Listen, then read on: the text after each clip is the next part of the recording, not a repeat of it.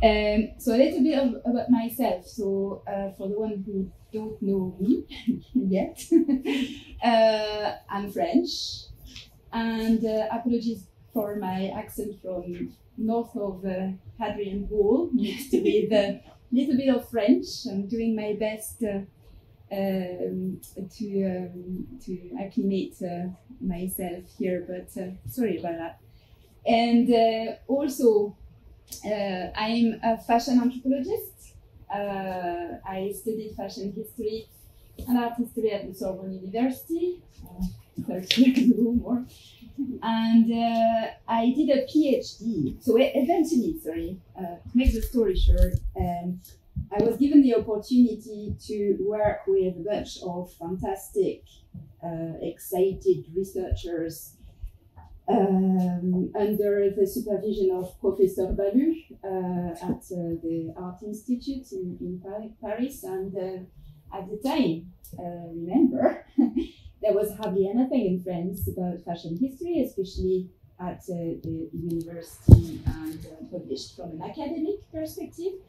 And they allowed me to research fashion, to research clothing, and to research what was of deep interest to me, our interactions and how fashion informs society. So the context was really radically different from the one in Britain at the time, where you had people like Taylor, for example, and you know, the followers, I would say at some point. So radically different. Had the opportunity to study fashion, then started to work in the museums. Started to work at the Galliera Museum for a short period of time as a curator of their contemporary collections. Was given the opportunity of the job here in 2002, where the brief was open the collections, open the museum's program towards children's fashion, children's clothing, in order to give a second life to this museum, as the textile industry was over. And we are here in a bleaching factory, and we had to re-establish a legitimacy for this museum, not to be considered as a temple of something dead, but as a very vibrant space for the community to get confidence and to create some sorts of pride and creativity. So I worked on the development of the children's fashion collection in connection with the industry here, and then also contributed to the one or two publications in France at the time about children's fashion, which were basically the two exhibitions that had happened since the 1970s at the Galliera Museum, and had been subject to the publication of the catalog. That's where we were in 2002. So this has shaped my interest in children's fashion, and I should say in children and clothing, which led me to a PhD research on the socializing and the educational impact of clothing for children from the 18th century onwards, based on the study of the collections here, but also Galliera and the National Museum of Scotland. That's where I started to have a feeling for Scotland. I've moved to academia in 2009, mostly aimed by the objectives of completing a PhD, which took me a while, because when you're researching children's fashion, you need to experiment, of course. So I had 2 pregnancies during. This is not an excuse, just a way to, test, verify, and make sure that you were not totally out of the loop, and that you had some food for thought in your publications as well. So I did that, and then I started working in Galashiels at the School of Textiles and Design as Director of Fashion Studies, where the interest into children's fashion from a practitioner's perspective was really striking me. And I've really, I've worked very hard there to publish, to work with the students from a practice-based perspective and to progress in that. In 2020, just at the beginning of the lockdown, Jean-Pierre Le Thuillier from Accorso, which is a network based on a network of researchers in museums and academia in Europe, looking at body and appearance. So Jean-Pierre asked me to do something about children and clothing. And what he wasn't expecting at the time is that I phoned everybody I knew. I was like, right, do you want to join? Do you want to join? Do you want to do something with us? And all the contacts, especially the one with Claire, and then Charlotte and Laetitia, had helped to foster some sorts of interest, to get together at some point and to start thinking from a practice-based perspective, from an academic perspective, from also, but at the margin, museum perspective, looking at how we can work on cross and interdisciplinary research to generate new perspectives on children and their clothes. And that's also at the time that we got in touch together and worked almost in parallel at the development of our networks. So the challenges that we were facing here, speaking with the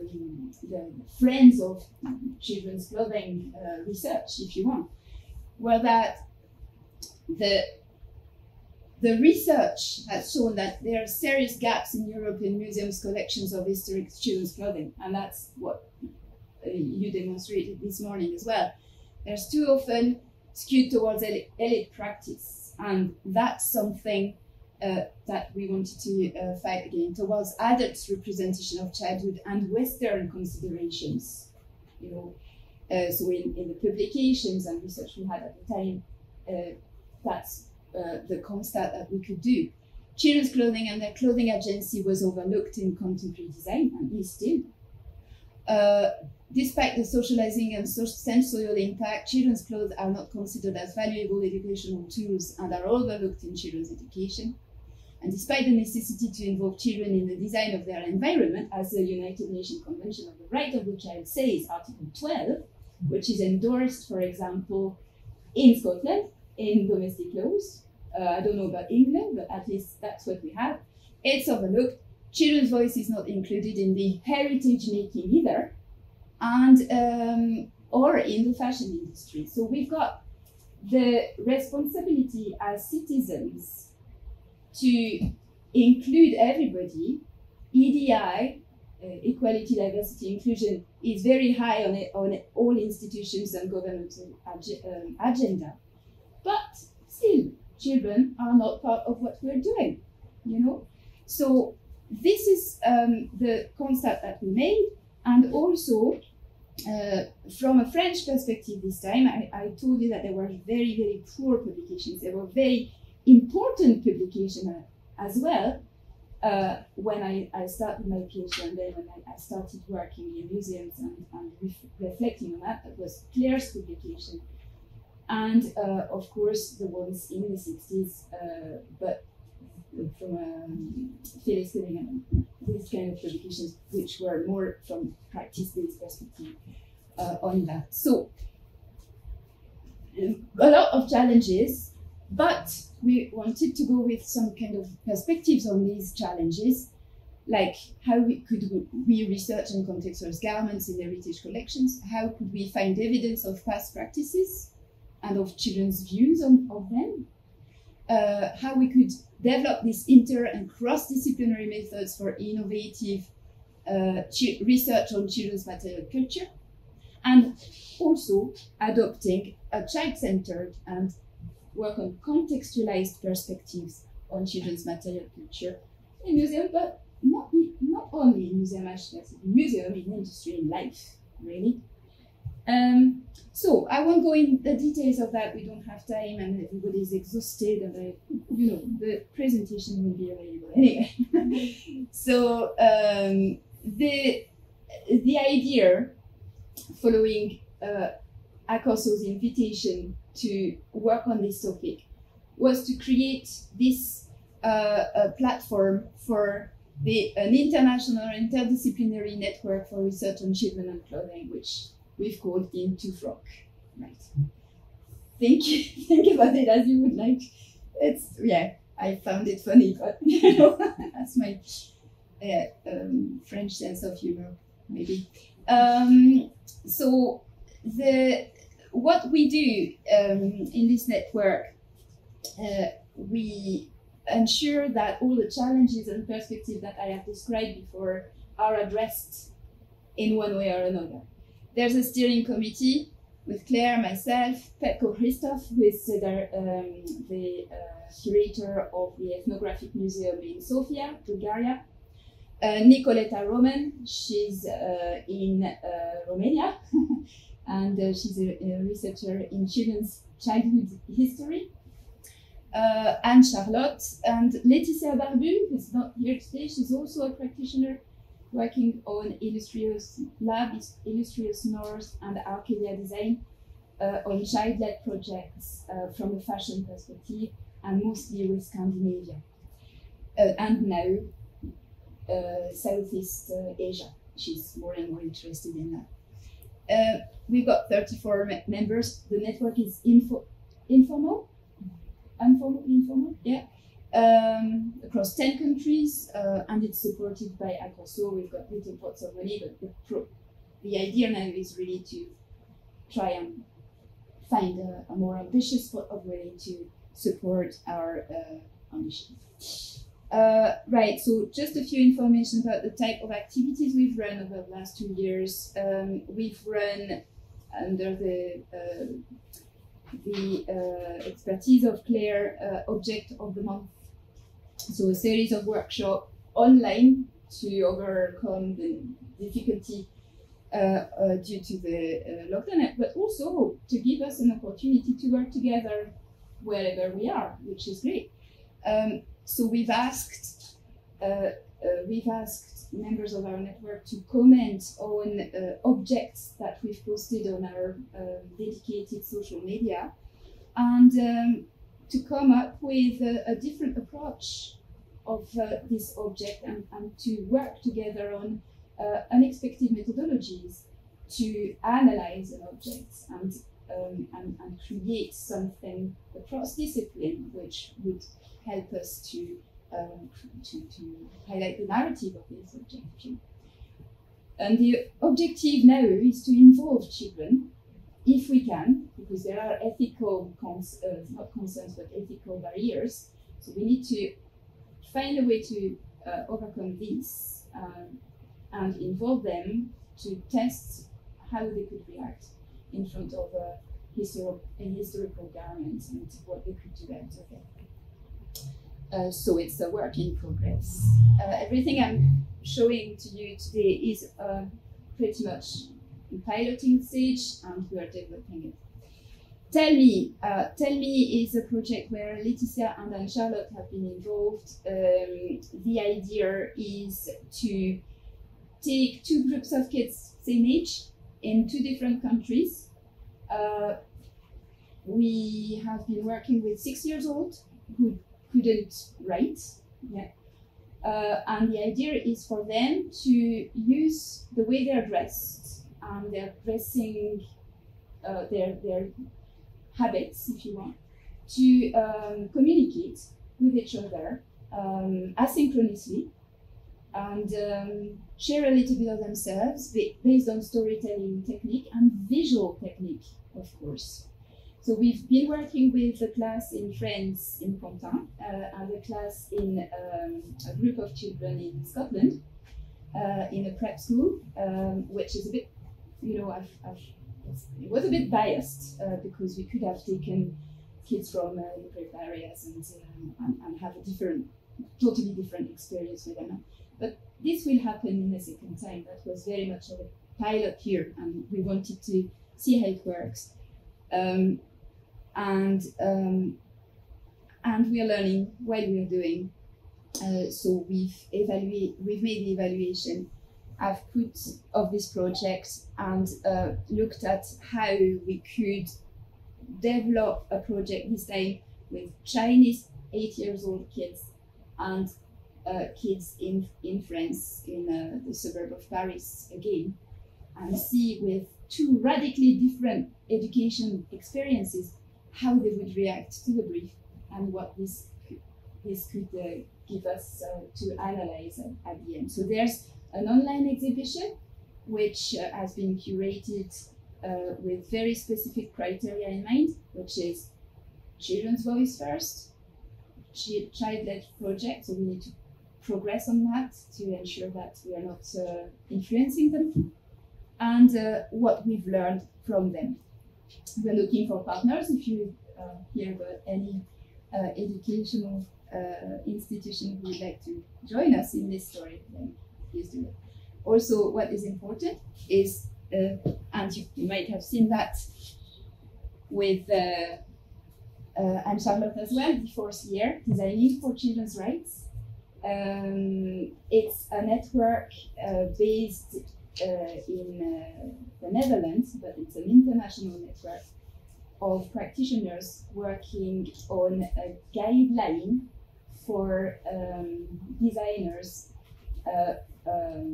to ensure that they follow the principles of the United Nations Convention of the Right of the Child in their practice.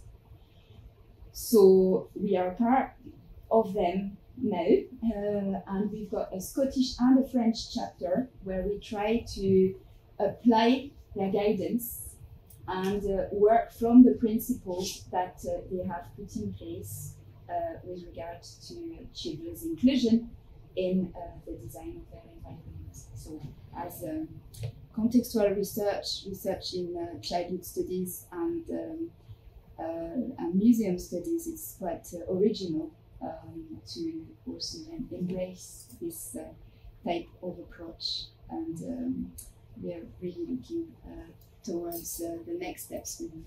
So of course we've got partnerships in progress, and Charlotte has spoken about Studio Abbey, which has very kindly joined what we're doing and our program of activities. We've been working with Maya Nigren as well.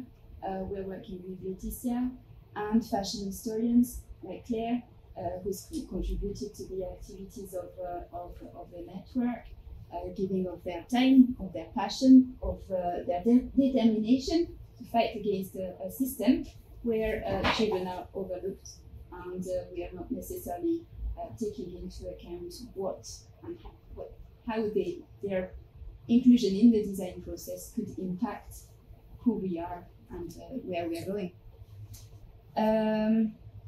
What was I going to say? Yeah, we want to establish a methodology. Yeah, well,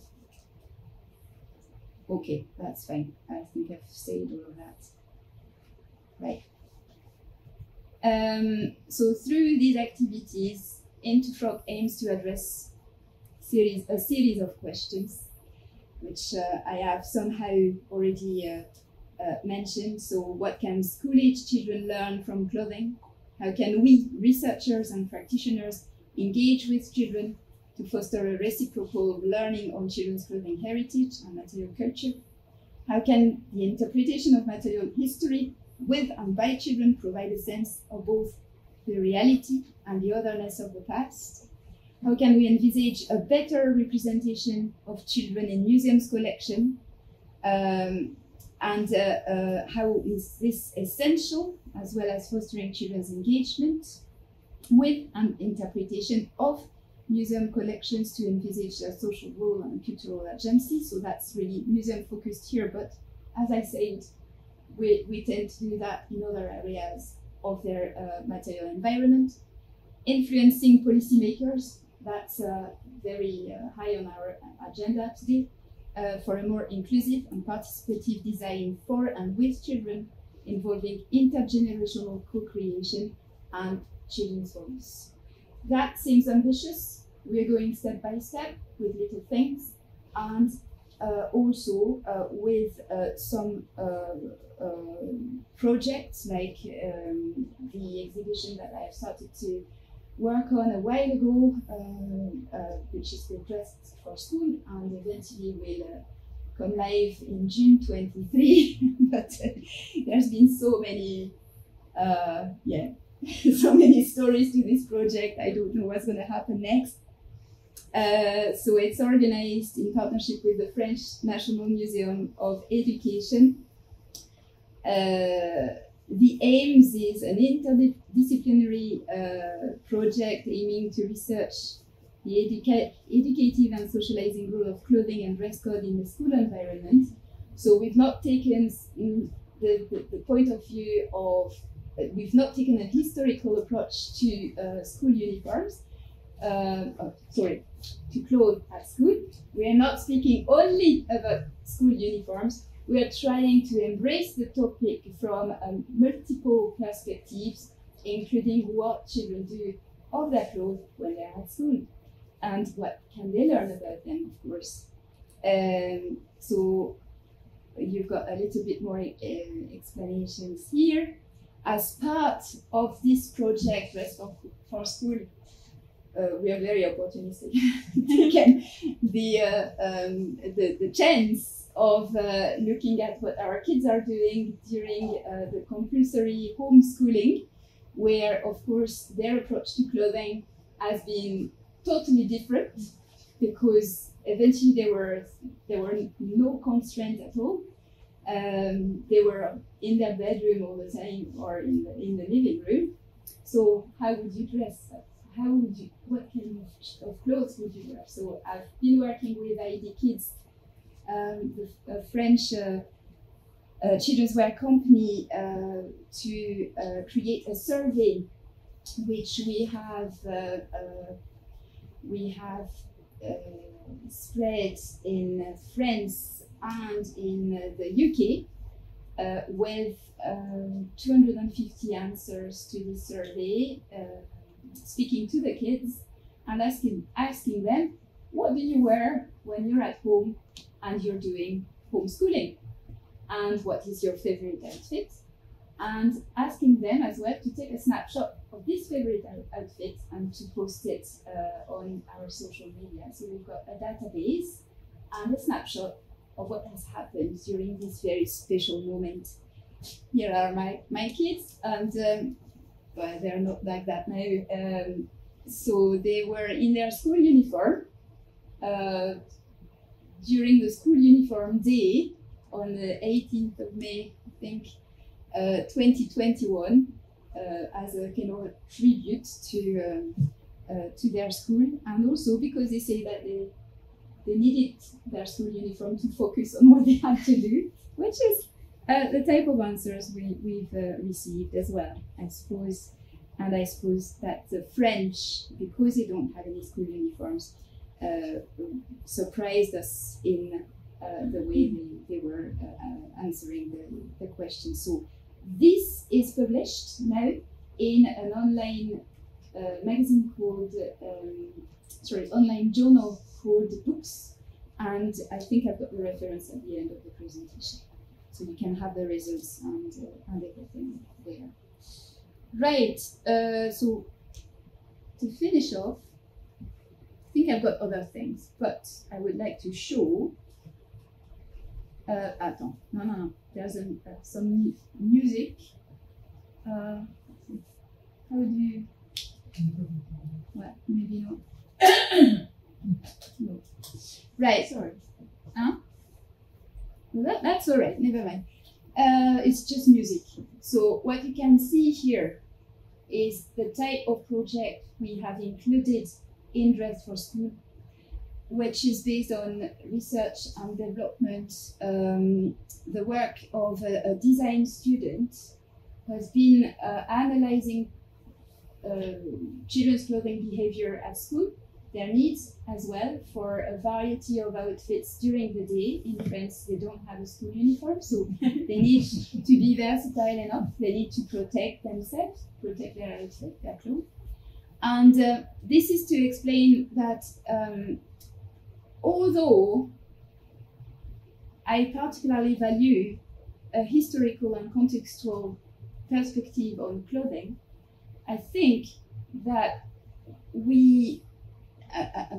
we are, I think that it's important as well to open towards research in design and the work that young practitioners are doing to document more closely what we can learn from clothes and how children are actually using them on a daily basis. So here she's done an overall, which is adapted to very functional, adapted to the ability for children in like different age to manipulate differently, and also to follow their activities during the day. Right. Okay. I don't know. Yeah. So yeah, we've done other projects here with schools as part of this project, Dress for School. And as I said, the exhibition will be opening in June 2023, last until November, and will be supported by an edited book, which of course we will spread to the world. Right, and these are a few references here, including the one Playing Through Clothes, which has just been published as part of Books, Journal of Childhood and Youth Culture, published after the conference, been play designing in Nordic Europe or something like that. Great, that's it.